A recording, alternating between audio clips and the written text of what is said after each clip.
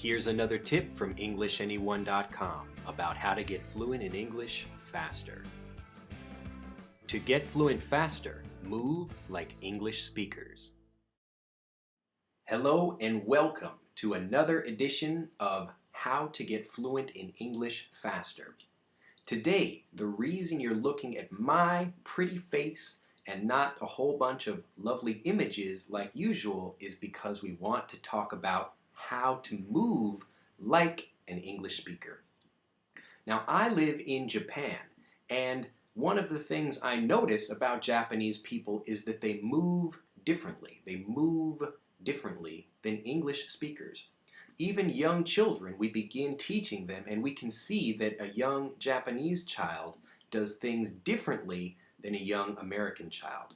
And these are the things that we want you to pay attention to when you're speaking with someone. So when you're watching people or having a conversation with them, pay attention to how they move, because this is part of the language as well. As an example, when we count numbers in English, I could say 1, 2, 3, 4, 5, 6, 7, 8, 9, 10. Now this is standard for counting English. Maybe you count like this, 1, 2, 3, or 1, 2, 3.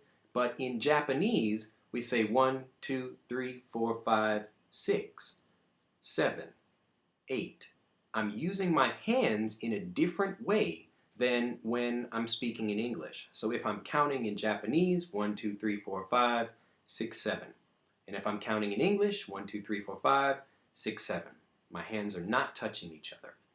And these are things that we want you to study because they're so important, not just how you sound, but also how you look. So maybe some cultures they move around a lot more, or some cultures maybe they move around less, but it depends. If you want to get fluent in English faster, or you want to understand maybe specifically British English or American English, learn how to move like those speakers.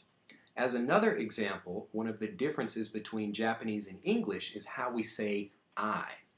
Now in American English, you pronounce I and you point to yourself. Maybe I point to my chest.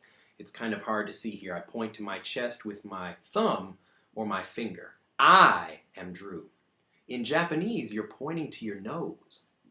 Now think about this. If you're a Japanese speaker and you're pointing to your nose when you're speaking English, even if you speak perfect English, you're still using a Japanese gesture when you're speaking in English.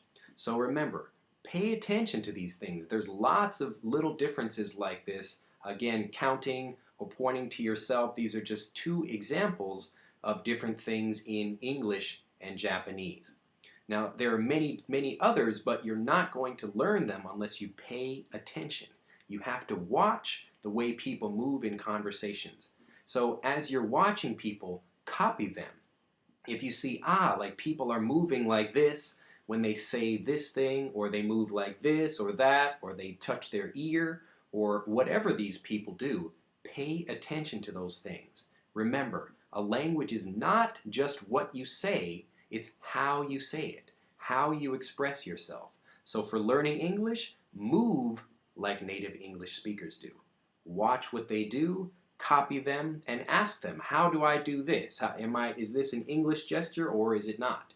Most people, they won't remember because they're naturally doing these things. These are things that we've learned from way back when we were children. So again, watch what children do. Watch what they do. Children point to their nose when they say I, or do they point to their chest? Or do they point to their ear? Or do they count like this? So remember, watch what people do and learn to move like native speakers, and you'll have a lot more fun and get fluent in English faster. Have an excellent day, and we'll see you next time for another tip about how to get fluent in English faster. Bye-bye.